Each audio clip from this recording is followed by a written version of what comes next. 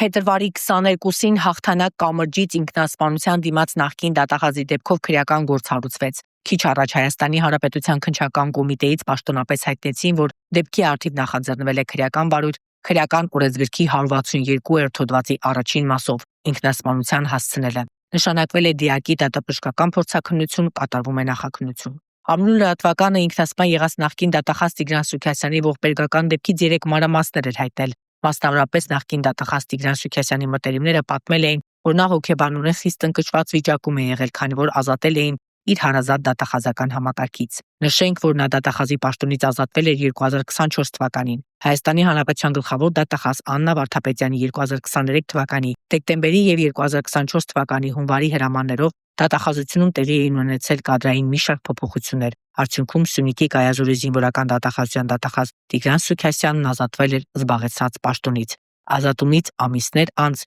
նախկին դատախազը դիմեց ինքնասպանության։